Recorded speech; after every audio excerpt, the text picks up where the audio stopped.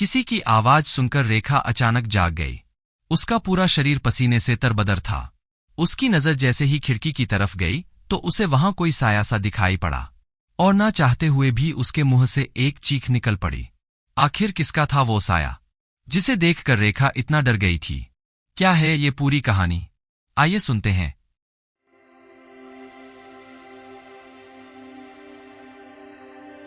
रात के लगभग 7 बज रहे थे। दिल्ली एयरपोर्ट पर लैंड करने के लिए प्लेन आकाश में चक्कर लगा रहा था। विंडो सीट पर बैठी रेखा की नजरें पल पल करीब आते एयरपोर्ट की झिलमिल करते सितारों सी रोशनी पर टिकी हुई थी। पूरे 4 बरस बाद उसके पांव भारत की धरती पर पड़ने वाले थे। अपनों से मिलने और अतीत के एहसास से जुड़ने का विचार ही मन को उद्वेलित कर रहा था। अपनों से मिलना और अपनी धरती से जुड़ना कितना सुखद होता है, यह वही बता सकता है जो बरसों अपनी धरती से दूर रहा हो। हमेशा की तरह प्लेन के लैंड करने के बाद भी वह सीट पर बैठी थोड़ा भीड़ के कम होने का इंतजार कर रही थी कि तभी उसके सामने वाले सीट को थामने वाली हाथ पर उसकी नजर गई। वह एक बेहद खूबसूरत किसी लड़की की लंबी पतली उंगलियों वाला हाथ था, जिसमें हीरा जरा हुआ अंगूठी दमक रहा था। न जाने क्यों वह हाथ उसे बहुत ही जाना पहचाना, अपना सा लगा। अचानक उसे एक झटका सा लगा। ऐसा हाथ तो सिर्फ और सिर्फ रंजना का ही हो सकता था। हीरे के अंगूठी का भी उसे कितना शौक था। उसने मुड़कर उस औरत की तरफ नजरें घुमाई। उसने अपना पूरा चेहरा ओढ़नी से ढक रखा था, फिर भी कदकाठी रंजना से ही मिलता जुलता था। वह झट से अपना बैग उठाए उस भीड़ का हिस्सा बन गई। जाने क्यों उसे लग रहा था कि वह औरत दूर होते हुए भी तिरछी निगाहों से उसे ही देख रही थी। तभी उसके पैरों में जैसे ब्रेक लग गया। अपने बचपन की सहेली रंजना से मिलती जुलती कदकाठी को देखकर जिस लड़की के पीछे रेखा भाग रही थी, वह रंजना कैसे हो सकती थी? आज से पूरे 3 साल पहले उसकी आंखों के सामने जिस रंजना के अस्तित्व का विसर्जन गंगा में कर दिया गया था, उसके दिख जाने का प्रश्न ही नहीं उठता था। पर मन का कोई क्या करे, जहां भी थोड़ी गुंजाइश नजर आती है, असंभव को भी संभव मान लेता है। रेखा सामान लेकर एयरपोर्ट से बाहर निकली तो इधर-उधर उसकी निगाहें अपने ममेरे भाई अजीत को खोजने लगी। इतने बरसों बाद यहाँ आना भी तभी संभव हो पाया था जब मामाजी ने अजीत की शादी हल्द्वानी के अपने पुश्तैनी मकान से ही करने का फैसला किया था। अजीत को देखती उसकी निगाहें सामने एक काले रंग के कार पर पड़ी, जिसमें वह औरत बैठ रही थी। बैठने के दौरान अचानक उसके चेहरे से उसकी ओढ़नी थोड़ी सी सरक गई, जिससे उसका चेहरा अनावृत हो रेखा की आंखों के सामने आ गया। वो रंजना की ही सूरत थी, जिसे देख वह स्तब्ध रह गई थी। उसके नसों में दौड़ता खून जैसे जम गया था। वह उसे निहारती रह गई। बस पल दो पल में ही कार का दरवाजा बंद हुआ और कार आगे बढ़ गई। कार के आगे बढ़ते ही रेखा को जैसे होश आया। वह रंजना का नाम पुकारते हुए उसके पीछे भागी, पर कार तेजी से आगे बढ़ गई और सामने से अजीत आ गया। उसे संभालते हुए बोला, दीदी आपको हो क्या गया है? कहाँ भागी जा रही हैं? अजीत की आवाज से जैसे उसकी चेतना वापस आ गई। कुछ नहीं, यूं ही कोई परिचित दिख गया था। उसके पांव स्पर्श कर अजीत उसके सामान को गाड़ी में व्यवस्थित करने लगा। जब दोनों एयरपोर्ट से बाहर निकले, अजीत खुश होते हुए बोला, दी, मुझे तो अपनी आंखों पर विश्वास नहीं हो रहा है कि सचमुच आप मेरी शादी में आ गई है। अपने सबसे प्यारे भाई की शादी में भला कैसे नहीं आती। फिर दोनों बातों में मशगूल हो गए। कुछ देर तक इधर उधर की बातें करने के बाद अचानक मन में रंजना को लेकर उमड़ते घुमड़ते प्रश्न होठों पर आ ही गए थे। अजीत, तुम भी तो उस दिन सबके साथ थे जब रंजना को लोग श्मशान घाट ले गए थे। क्या तुम लोगों ने वास्तव में रंजना को ही जलाया था या वो कोई और थी? अचानक ये आप कैसे प्रश्न कर रही हैं दी? रंजना को मरे हुए लगभग 3 साल गुजर गए। खुद उसके चाचा ने उसकी शिनाख्त की थी। उसके अस्थि विसर्जन के समय आप भी वहां उपस्थित थी। फिर भी वह वाक्य अधूरा छोड़कर उसे ऐसे देखने लगा जैसे उसका दिमाग बोरा गया हो। वो अजीत की शादी में आई थी।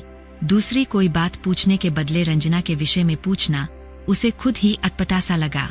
वह थोड़ी लज्जित होते हुए बोली, सुब्बू, तू तो मेरा बचपन से राजदार रहा है। फिर मैं आज कैसे तुमसे ये ना कहती कि अभी थोड़ी देर पहले मैंने एयरपोर्ट पर रंजना को देखा था। तुमने भी तो मुझे उसके पीछे भागते देखा था। इतने दिनों बाद आप आई है तो अपनी बेस्ट फ्रेंड की याद आ जाना स्वाभाविक है। हो सकता है उसकी यादों में उलझा आपका दिमाग किसी दूसरी लड़की में उसे ढूंढ लिया हो। आप हैं भी तो बहुत भावुक। उसे हल्के से चपत जमाते हुए हंसकर रेखा बोली, चुप कर, ज्यादा अपनी साइकोलॉजी मत बघार। इतनी अकल है मुझ में। बातें करते करते दिल्ली से हल्द्वानी का रास्ता, जो करीब 2 घंटे का था, कब समाप्त हो गया पता ही नहीं चला। जब कार उसके चिरपरिचित ननिहाल के दरवाजे पर आ रुकी, उसकी खुशी का पारावार न रहा। सामने ही मामी खड़ी उसी का इंतजार कर रही थीं। वह कार से उतरकर सीधे उनके गले से जा लगी। मामी उसे अपनी बाहों के घेरे में लिए अंदर आ गईं। बरसों बाद एक बार फिर उनकी आत्मीयता और प्यार ने उसे अंदर तक भिगो दिया। वैसे भी मामी उसकी माँ से कम नहीं थीं। माँ के इस दुनिया से जाने के बाद वह मामी के ममता के आगोश में ही पली बड़ी थी। मामा मामी की इकलौती संतान अजीत उसके लिए अपने भाई से भी बढ़कर था। यही उसे रंजना जैसी दोस्त मिली थी, जो उसकी बहन जैसी थी। फिर भी जब रंजना मुसीबत में पड़ी तो वह उसकी सहायता नहीं कर पाई थी, जिसका मलाल आज तक उसे सताता है। तभी मामी की आवाज ने उसे चौंका दिया था। शादी ब्याह के माहौल में मामी को कैसे समझाती कि जब से आई है उसका मन रंजना में ही उलझा हुआ था। न जाने क्यों धीरे धीरे उसका विश्वास पक्का होने लगा था कि रंजना जिंदा है। वो पूरे 2 महीने की छुट्टी में आई थी। कितने ही लोगों से मिलना था, अब जाने कब आना संभव हो। वह सोचकर ही आई थी कि इस बार निश्चित रूप से रंजना के मौत की मिस्ट्री सुलझा कर ही जाएगी। पर शादी के माहौल में वो इसकी चर्चा किससे करे, कैसे करे, कुछ समझ नहीं पा रही थी। घर आए लोगों और रिश्तेदारों से ही बातें करने में व्यस्त थी। उस रात मामी ने उसका बिस्तर उसके पुराने चिरपरिचित कमरे में लगवा दिया था, जिसके ईंट पर अतीत की यादें बिखरी पड़ी थीं। बेहद थके होने के बावजूद रेखा की आंखों से नींद कोसों दूर थी। वह टहलते हुए खिड़की के पास तक आ गई थी। खिड़की से सामने ही रंजना के घर का पिछला हिस्सा नजर आ रहा था। चांदनी रात में भी वह विशाल हवेलीनुमा मकान अजीब तरह की मनहूसियत समेटे किसी भूत बंगले से कम नहीं लग रहा था। उसने एक लंबी सांस ली। इस हवेली में न जाने कितने राज दफन थे। कभी हवेली के इस पिछले हिस्से में फल फूलों से लदा एक सुंदर बगीचा हुआ करता था। वह जगह अब लंबे लंबे घासों और जंगली पेड़ पौधों से भरा पड़ा था। काई से भरे दीवारों पर उग आए बरगद और पीपल के पेड़ों ने उस मकान को और भी मनहूस बना रखा था। वह कुछ देर तक उस मकान को यूं ही देखती, अतीत के गलियारों में भटकती रंजना को याद करती रही, फिर बिछावन पर आ लेटी। तभी उसे लगा उस कमरे की खिड़की पर एक साया सा खड़ा है। वह हड़बड़ाकर उठ बैठी। वहाँ कौन है? उसकी आवाज सुन खिड़की पर खड़े साये में थोड़ी हरकत हुई, पर कोई जवाब नहीं मिला। वह खिड़की की तरफ लपकी। एक साया तेजी से उसकी खिड़की से हटकर मंदिर की तरफ जाने वाले रास्ते की तरफ मुड़ गया। एक पल के लिए लैंप पोस्ट की रोशनी पड़ी तो उसमें स्पष्ट दिखा, वह रंजना की ही आकृति थी। वहीं पर रुककर वह आकृति पलटी और उसने रेखा को बाहर आने का इशारा किया। वह सन्न खड़ी रह गई। तो क्या रंजना की आत्मा भटक रही है या रंजना अभी भी जिंदा है? ना चाहते हुए भी उसके मुंह से एक हल्की सी चीख निकल गई। उसकी आवाज सुनकर अजीत उसके कमरे में आ गया, जो शायद अब तक जगा हुआ था। क्या बात है दी? कोई था क्या? आपको रंजना फिर से दिख गई क्या? वह निशब्द खड़ी उसके प्रश्नों को सुन रही थी। उसका उड़ा हुआ पसीने से तर चेहरा देखकर ही वह सब समझ गया था कि उसकी दी को फिर से रंजना के कहीं आसपास होने का भ्रम हो गया है। फिर तो उसी कमरे में वह अपना खाट खींच ले लाया और वही सो गया। रेखा ने भी राहत की सांस ली और आंख बंद कर सोने का प्रयास करने लगी, पर वह सो नहीं सकी। रात भर मन अतीत के गलियारों में भटकता रहा। जब रेखा की मां मरी थी वह मात्र 10 वर्ष की थी। उसके पापा ऑफिस के काम से अक्सर टूर पर रहते थे, इसलिए रेखा को मामा मामी को सौंप दिया था। उसके मामा मामी अजीत के साथ हल्द्वानी के अपने पुश्तैनी मकान में ही रहते थे। उसके मामा की वहां पर बीच बाजार में एक मिठाई की पुश्तैनी दुकान थी। अजीत उस समय लगभग 5 वर्ष का था। रेखा का उसके साथ बहुत ही सौहार्दपूर्ण रिश्ता था, दोस्तों जैसा। मामी भी सगी बेटी की तरह उसे प्यार करती थी। रंजना मामा के घर के बगल में बने कोठीनुमा मकान में रहती थी। वह और रंजना दोनों एक ही स्कूल के एक ही क्लास में पढ़ती थीं। स्कूल में तो दोनों का साथ रहता ही था, पास पड़ोस में रहने के कारण दोनों की शामें भी साथ गुजरती थी। धीरे धीरे दोनों अंतरंग सहेलियां बन गई थी। मन से नजदीक होते हुए भी दोनों के स्वभाव में काफी अंतर था। जहां एक तरफ रंजना एक मुखर स्वभाव की निर्भीक और साहसी लड़की थी, जरूरत पड़ने पर वह अपना फैसला खुद लेती थी और उस पर कायम भी रहती थी। छोटी थी तब भी वह अपनी उम्र से ज्यादा समझदारी की बातें करती थी। वही दूसरी तरफ रेखा सरल स्वभाव की दुर्बल लड़की थी, जो हमेशा शांत और चुप रहती थी। वह अपना छोटा से छोटा फैसला भी मामी से पूछ कर लेती थी। उसके इस स्वभाव के कारण अक्सर उसे किसी न किसी सहपाठी के कुटिलता का शिकार होना पड़ता, जिसे वह तो बर्दाश्त कर लेती, लेकिन जब रंजना को मालूम हो जाता तो वह जिसने भी रेखा को सताया हो या उसे उल्टा सीधा कुछ भी बोला हो, उसे कभी नहीं छोड़ती। उसके साथ होने वाले हर एक अन्याय का विरोध करती। घर हो या बाहर, सबसे रेखा के लिए झगड़ती रहती थी। अपने बेबाक स्वभाव के कारण वह अपने ही घर के लोगों की भी निष्पक्ष आलोचना करने से नहीं घबराती थी। उसकी माँ भी अपनी इस बिना किसी बाधा के बोलने वाली स्पष्टवादी बेटी से कभी कभी परेशान हो जाती थी और अक्सर वो रेखा से कहती, अरे रेखा, कुछ तो समझा इसे, तेरी ही बातें तो सुनती है। कल को दूसरे घर जाएगी और ऐसी ही उद्दंड बनी रही तो कैसे निभाएगी। धीरे धीरे समय गुजरता गया और दोनों स्कूल छोड़ कॉलेज में आ गईं। यह उन्हीं दिनों की बात है जब वे दोनों ग्रेजुएशन की पढ़ाई पूरा करने में लगी थी। एक दिन रेखा को रंजना और कार्तिक के लव स्टोरी के विषय में कुछ उड़ती उड़ती बातें कॉलेज में पता चली। मौका पाते ही वह रंजना से उलझ पड़ी थी। रंजना, तुम्हारे और कार्तिक के विषय में ये सब क्या सुन रही हूँ? तुम्हें कुछ होश है कि तुम्हारा एक गलत कदम तुम्हें और तुम्हारे परिवार को कहाँ ला खड़ा करेगा? यह मत भूलो कि तुम अपने पापा को खोकर अपने चाचा पर निर्भर हो। तुम अच्छी तरह जानती हो अपने चाचा को भी, जो कभी किसी को छोटी से छोटी गलती के लिए भी माफ नहीं करते। इसलिए देख, सब सच सच बता मुझे, मैं पूरा सच जानना चाहती हूँ। रंजना कुछ देर तक चुपचाप उसकी परेशानी का लुत्फ उठाती रही, फिर बोली, तुम जैसा सोच रही हो वैसा कुछ भी नहीं है। हाँ, यह सच है कि कार्तिक मेरे ऊपर जान छिलकता है, मेरा पीछा करता रहता है, पर मैं हमेशा उसे नजरअंदाज करती रहती हूँ। तुम तो जानती हो प्रकाश भी मेरे इर्द गिर्द कम नहीं मंडराया था, पर क्या हुआ? अंत में थक हार कर मेरा पीछा छोड़ दिया। इस प्रेमालाप का भी वही अंजाम होना है। पर रेखा क्या जानती थी कि इस प्रेम का कितना भयंकर परिणाम होने वाला था। उस समय रंजना की बातों सुनकर उसने राहत की सांस ली थी। तू उसके विषय में सोचेगी भी नहीं और उससे दूर रहेगी। तुम्हारा एक गलत कदम कई जिंदगियां तबाह कर देगा। रंजना ने वहीं पर बात समाप्त कर दी थी। सारी समझदारी का ठेका तुमने ही नहीं ले रखा है। मैं भी अपनी मर्यादा और अपनी जिम्मेदारियां समझती हूँ। बात आई गई हो गई थी। रेखा हमेशा रंजना के लिए परेशान रहती थी, क्योंकि उसे पता था जितनी संपत्ति उन लोगों को विरासत में मिली थी, उतनी ही दकियानूसी और रूविवादी सोच भी विरासत में मिली थी। रंजना का संयुक्त परिवार था, जिसमें उसकी माँ और उसके अलावा उसके चाचा चाची, दादी और 3 चचेरे भाई भी रहते थे। उसकी एक बड़ी बहन थी जिसकी शादी हो चुकी थी। उसके चाचा आलोकनाथ जी गुस्सैल स्वभाव के काफी दबंग आदमी थे, जिनका घर में ही नहीं आस पड़ोस में भी लोग विरोध करने का साहस नहीं करते थे। कभी कभी रंजना ही अपने अधिकारों को लेकर अपने चाचाजी से भी भिड़ जाने का साहस रखती थी। वैसे घर के हर मामले में रंजना के चाचा चाची की बातें ही चलती थी। उस वर्ष गर्मी की छुट्टियों में रेखा पापा से मिलने नहीं जा सकी। वह काम के सिलसिले में देश से बाहर चले गए थे। एक दिन दोनों सहेलियां सड़क पर टहल रही थी कि उनकी नजर मंदिर के आंगन में पड़ी, जहां बेंच पर कार्तिक बैठा था। रेखा को लगा काटो तो खून नहीं, पर रंजना ने उसे समझाया कि डरने की क्या बात है, मैंने तो उसे बुलाया नहीं है। थोड़ी देर बाद किसी तरह हिम्मत जुटाकर रेखा उससे मिली और वहां आने के लिए मना किया। मना करने पर भी कार्तिक वहां आता रहा। जब भी उस पर नजर पड़ती रंजना उसे सख्ती से मना करती।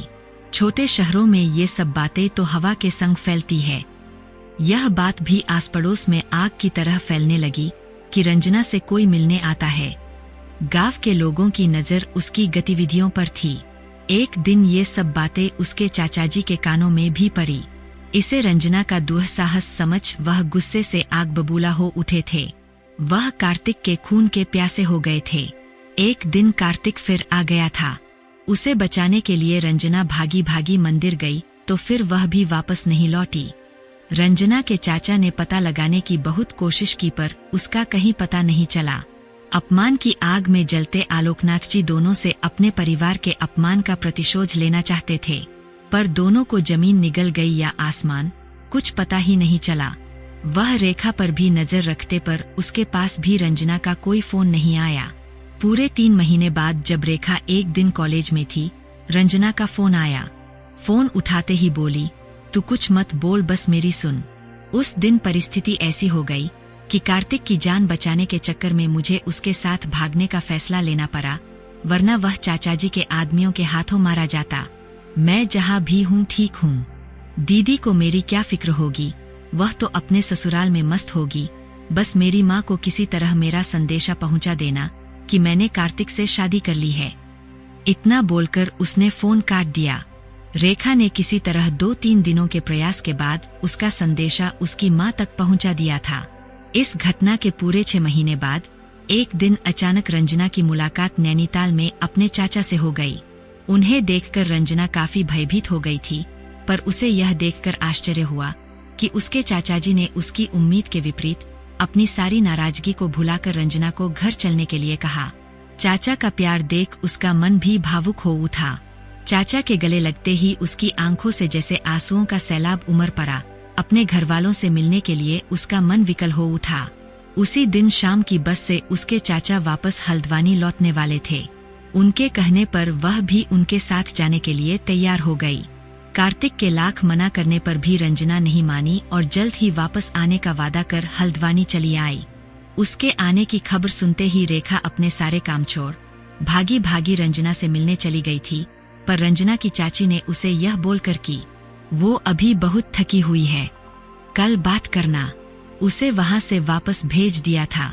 रेखा की समझ में नहीं आ रहा था कि उसके और रंजना के बीच ऐसी कैसी औपचारिकता आ गई थी कि बात करने के लिए भी उसे अनुमति की जरूरत आन पड़ी थी।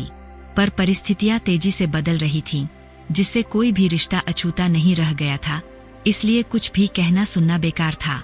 उसके बाद भी वह 2 दिनों तक रंजना से मिलने की कोशिश करती रही, पर कोई न कोई बहाना बनाकर उसे टाल दिया गया। एक दिन वह हिम्मत कर मकान के पिछले हिस्से से रंजना के कमरे की खिड़की तक जा पहुंची। बाहर काफी अंधेरा था, कमरे में भी एक छोटा सा बल्ब जल रहा था। भय से उसके दिल की धड़कनें काफी तेज हो गई थी, पर हिम्मत कर उसने धीरे से रंजना को पुकारा। उसकी आवाज सुन झट से वह खिड़की के पास आ गई थी। रेखा को इतने करीब देखकर उसके सब्र का बांध टूट गया था। खिड़की पर अपना सिर रखकर फूट फूट कर रो पड़ी थी। उसे रोते देख रेखा की आंखों से भी आंसू बह निकले। दोनों का मन रोकर थोड़ा हल्का हुआ तो रंजना बोली, रेखा, मैं चाचाजी के साथ यहाँ आकर बुरी तरह फंस गई हूँ। मेरे यहाँ आने के बाद से चाचाजी के तेवर पूरी तरह से बदल गए हैं।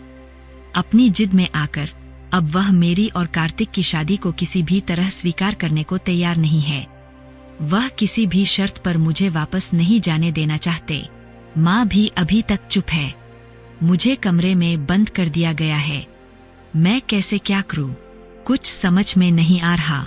मैंने इस परिवार को शायद बहुत कठोर आघात दिए हैं, पर मेरे साथ तो चाचाजी और भी बुरा कर रहे हैं।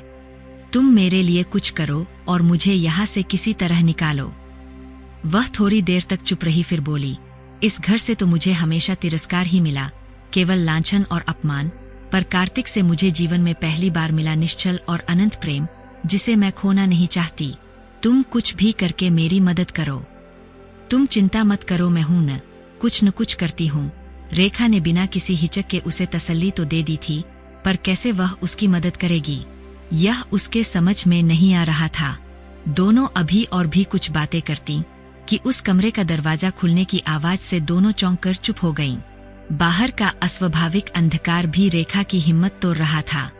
रंजना से जल्द ही मिलने का वादा कर सही समय के इंतजार में वह लौट आई थी। उस दिन रात भर वह सो नहीं सकी। दूसरे दिन सुबह उठकर वह रंजना को वहां से निकालने का कोई उपाय सोचती, उसके पहले ही आस पड़ोस में चर्चा होने लगी थी कि रंजना अचानक ही रात में घर छोड़कर चली गई। रेखा समझ में नहीं आ रहा था कि इतने सख्त पहरे के बावजूद कैसे रंजना वहां से भागने में सफल हुई। देखते देखते 1 हफ्ता गुजर गया। एक दिन अचानक कार्तिक उसे ढूंढता हुआ हल्द्वानी पहुंचा। तब एक नई बात सामने आई कि रंजना तो नैनीताल पहुंची ही नहीं। जब से वह नैनीताल से आई थी उसका फोन भी नहीं लग रहा था, इसलिए कार्तिक घबराकर चला आया था।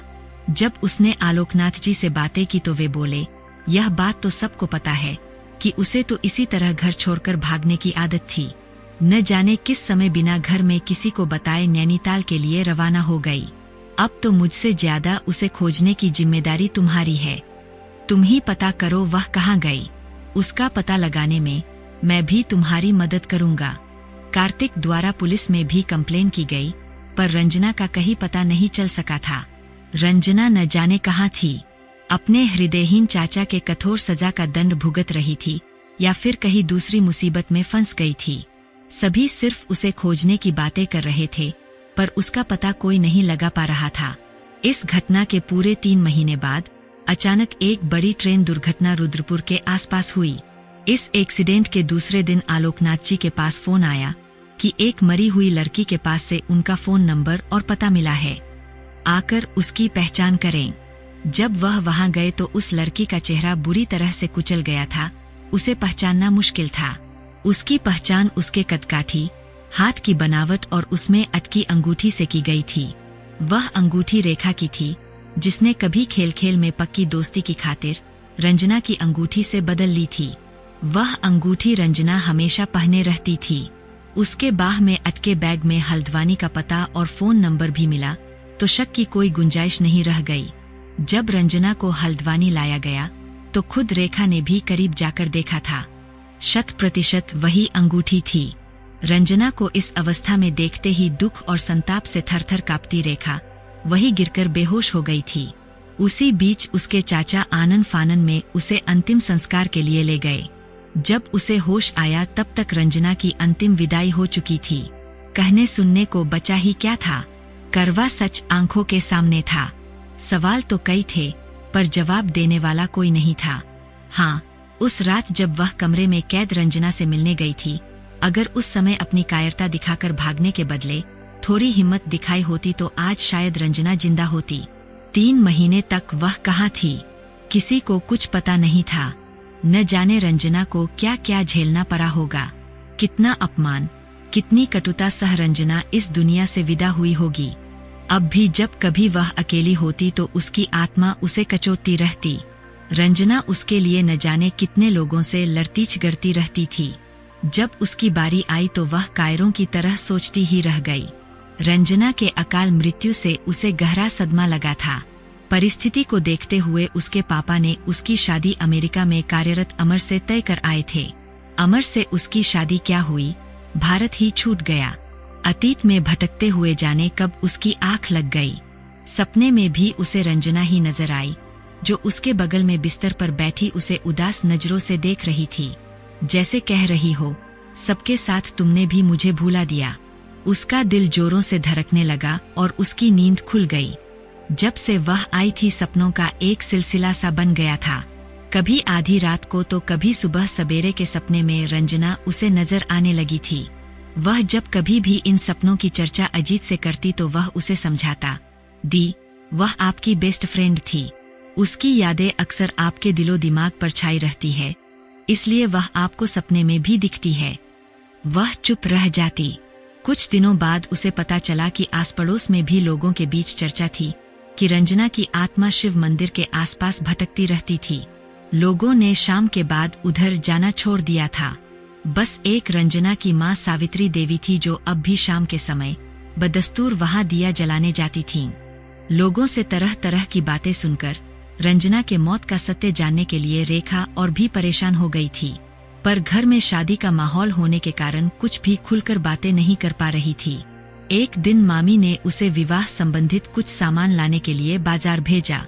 वह उनके ही बताए एक दुकान पर सामान छांटने में व्यस्त थी कि एक जानी पहचानी सी आवाज सुनाई दी, अरे दूसरे पैकेट में देखो, मैं जानती हूँ, उसे सब पसंद आ जाएगा। हूँ बहू रंजना की आवाज थी। उसने चौंक कर आवाज की तरफ मुड़कर बोलने वाले को देखने की कोशिश की, पर कोई दिखाई नहीं दिया। उसने सेल्स गर्ल से जानना चाहा कि कौन बोल रहा था। उसने किसी सपना मैडम का नाम बताया और मिलवाया भी, पर उसकी आवाज कहीं से भी रंजना जैसी नहीं थी। पर थोड़ी देर बाद दुकान में लगे आईने में उसे रंजना की एक झलक जरूर दिखाई दी, पर उसके मुड़ते ही वहां कुछ भी नजर नहीं आया। एक दिन उसके एक क्लासमेट प्रकाश ने उसे फोन कर खाने पर बुलाया। साथ ही उसने कुछ और लोगों को भी जो उस समय उसके साथ पढ़ते थे, उन्हें भी फोन कर एक होटल में बुलाया। रंजना को आश्चर्य लगा कि इतने कम समय में ही सब लोग कितने बदले बदले से लग रहे थे। फिर भी आपस में स्नेह वही था।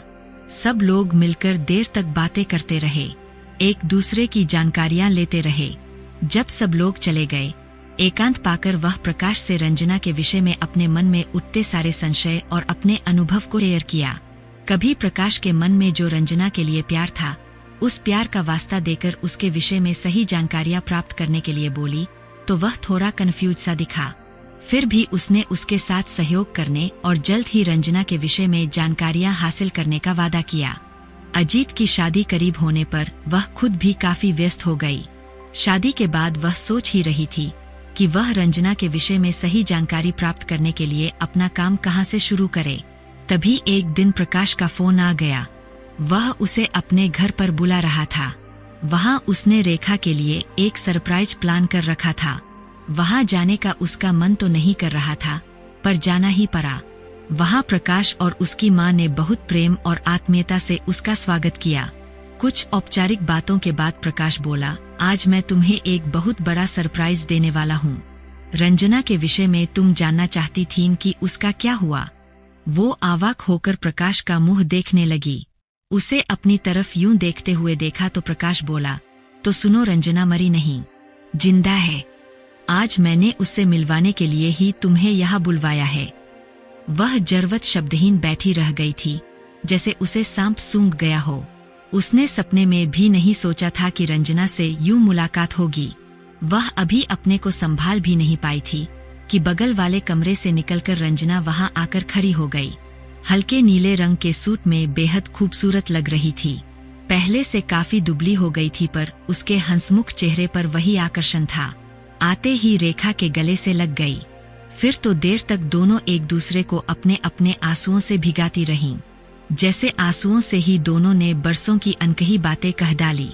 जब दोनों का मन थोड़ा शांत हुआ तो प्रकाश बोला, मेरा यह सरप्राइज तुम्हें कैसा लगा। प्रकाश की आवाज ने जैसे दोनों को वापस इस दुनिया से जोड़ दिया। एक लंबी सांस कर भर रेखा बोली, मौत और मातम के बाद जिंदगी से मुलाकात कितनी अलौकिक लगती है, यह कोई मुझसे पूछे प्रकाश। मेरे पास तो शब्द ही नहीं है अपने मन की भावनाओं को प्रकट करने के लिए। ऐसी सुंदर सौगात जीवन में पहली बार मिली है। जहां प्रकाश की एक किरण नसीब नहीं थी, तुमने तो प्रकाश पुंज ही पकड़ा दिया। अब तुम दोनों मुझे इस नाटक का रूपक भी समझा दो, ताकि मुझे पूरी तसल्ली हो जाए। तब रंजना ने बिना किसी भूमिका के बोलना शुरू कर दिया था। तुम्हें याद होगा, जब हम दोनों की मुलाकात उस रात खिड़की पर हुई थी, मैंने तुम्हें बताया था कि मैं किस तरह चाचाजी के चंगुल में फंस गई थी। उनके प्रवचन से जर्जर हो गए मेरे हृदय पर आघात हो रहे थे कि मैं कार्तिक को छोड़ दूं। मैं उन्हें समझाने की कोशिश कर रही थी कि अब उसे छोड़ देने से यहाँ किसी का कोई फायदा नहीं होने वाला था। कार्तिक से अलग होकर उसकी जिंदगी जरूर तबाह हो जाएगी। जो हो गया सो हो गया, उसे वापस सुधारा नहीं जा सकता। अपनी चुप्पी तोड़कर माँ भी मेरे साथ खड़ी हो गई। उन्होंने मेरी शादी को मान लिया था और मुझे वापस कार्तिक के पास भेजना चाहती थी। माँ के चाचाजी के विरुद्ध जाने से उन्हें और भी क्रोधित कर दिया। उसी दिन मुझे चाचाजी ने घर से दूर एक सुनसान स्थान पर कैद करवाकर रख दिया और इसकी भनक माँ को भी नहीं लगने दी। देखते देखते उस कैद में 3 महीने गुजर गए।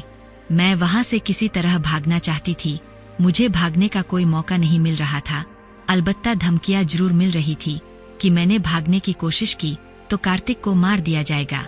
फिर भी एक दिन मुझे मौका मिल ही गया, जब मेरी देखभाल करने वाला ताला खुला छोड़ किसी से बात करने में व्यस्त हो गया।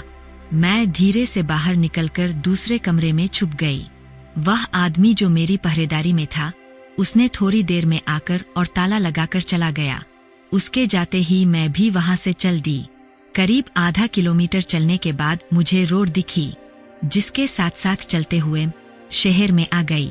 चलते चलते सुबह हो गई थी। तुरंत मुझे याद आया कि यहाँ पर प्रकाश का घर था। मैंने बिना सोचे समझे प्रकाश के घर के बेल का बटन दबा दिया। मुझे फटेहाल अवस्था में पाकर पहले तो प्रकाश बहुत घबराया, पर मेरी सारी बातें सुनने के बाद प्रकाश और उसकी माँ लीलाजी दोनों ने मुझे बड़े प्यार और सम्मान से अपने घर में शरण दी और तत्काल किसी से भी संपर्क करने के लिए मना कर दिया। तभी रुद्रपुर में भयंकर रेल दुर्घटना हो गई। चूंकि प्रकाश रेलवे में ही काम करता है, इसलिए वह काफी व्यस्त हो गया। तभी उसके दिमाग में एक योजना आई, क्यों न चाचाजी का मुझ पर से ध्यान हटाने के लिए इस दुर्घटना का फायदा उठाया जाए। उसने मुझसे सलाह कर एक लावारिस लाश को मेरा नाम दे दिया और मुझे मृत घोषित करवा दिया। थोड़ी देर चुप रहने के बाद उसने आगे बताना शुरू किया। मेरी मृत्यु का चाचाजी को आसानी से विश्वास हो गया, क्योंकि यहाँ से नैनीताल जाने वाली हर ट्रेन में वह मुझे तलाश रहे थे, जिससे मेरे मरने का उन्हें पूरा विश्वास हो गया और चाचाजी ने मेरी तलाश बंद करवा दी। यहाँ का मामला शांत होते ही मैं प्रकाश के साथ नैनीताल पहुंची, तो वहाँ एक दूसरा दुर्भाग्य मेरा पहले से ही इंतजार कर रहा था। घर के बाहर ही पता चल गया कि कार्तिक की माँ ने पहले मुझे गायब फिर मरा हुआ जानकर अपनी पसंद की लड़की से उसकी शादी करवा दी। उन्हें वैसे भी मैं पसंद नहीं थी। जब फोन कर प्रकाश ने उसे बाहर बुलाया, तो मुझे देखकर वह जितना खुश हुआ उससे ज्यादा परेशान हो गया। वह अजीब से धर्मसंकट में फंस गया था। तब मुझे बोलना ही पड़ा कि वह किसी को मेरे जीवित होने के विषय में कुछ ना कहे और मुझे मरा हुआ ही मान ले और तलाक के पेपर तैयार करवाए। मैं समय पर आकर साइन कर दूंगी। मैं उल्टे पांव वापस आ गई। प्रकाश ने ही मुझे अपने एक दोस्त के कंपनी में नौकरी दिलवा दी। उसका दवाइयों का बिजनेस है। मैं इस कंपनी के विलासपुर वाले ब्रांच में काम कर रही हूँ। काम के सिलसिले में अक्सर विलासपुर आती जाती हूँ। कभी कभी अपना चेहरा ढककर हल्द्वानी के शिव मंदिर तक माँ को देखने चली जाती हूँ। वही किसी की नजर मुझ पर गई और लोगों ने मुझे भटकती हुई आत्मा का खिताब दे दिया। एक दिन माँ को मंदिर में अकेला पाकर मैंने अपने जिंदा होने की बात उन्हें बता दी। उन्होंने चाचाजी के खतरनाक इरादे को समझते हुए किसी से कुछ नहीं कहा। उस दिन तुमसे मिलने भी मैं गई थी, क्योंकि प्लेन में ही तुम मुझे दिख गई थी। तुम्हें मंदिर तक आने का मैंने इशारा भी किया था, पर तुम मुझे भूत समझकर शायद डर गई थी। रंजना की कहानी सुनकर वह बोली, अब आगे तुमने क्या सोचा है? जवाब प्रकाश ने दिया, मैंने इसे शादी के लिए प्रपोज किया है, पर यह कुछ फैसला नहीं कर पा रही है। मैं और मेरी माँ दोनों इस शादी के लिए तैयार है। मैं तो अपना ट्रांसफर भी विलासपुर करवा रहा हूँ। ठीक है, अगर यह तैयार नहीं हो रही है तो अब तैयार होगी। इसकी तरफ से मैं हाँ करती हूँ। मेरी दोस्ती की खातिर रंजना को तुमसे शादी करनी ही होगी। क्यों रंजना, चुप क्यों हो? कुछ तो बोलो। सबकी नजरें रंजना पर टिकी थी। उसने मुस्कुराते हुए जैसे ही हामी भरी, वहाँ हंसी खुशी का माहौल बन गया। 4 दिन बाद ही नैनीताल के एक मंदिर में प्रकाश और रंजना की शादी का समारोह साधारण ढंग से संपन्न हो गया। रेखा जब दोनों से विदा लेने गई तो प्रकाश से बोली, तुम रंजना का ख्याल रखना। इतनी सी उम्र में ही इसने बहुत दुख झेले हैं।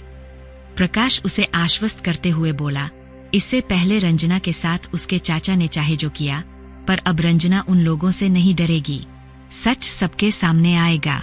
उन्हें भी तो पता चले कि उनके शक्तियों का दायरा चाहे कितना बड़ा भी क्यों न हो, पर वह अंजाम के दायरे से बड़ा नहीं हो सकता, क्योंकि अंजाम हमेशा नीति ही निर्धारित करती है। इसलिए तुम निश्चिंत रहो, अब रंजना के साथ कुछ भी गलत नहीं होगा। अमेरिका लौटते समय सबसे विदा लेकर जब रेखा फ्लाइट में बैठी तो उसका मन बिल्कुल शांत था। अतीत का जो पन्ना उससे अलग होकर उसे दर्द दे रहा था, आज फिर से जीवन के किताब में जुड़ गया था।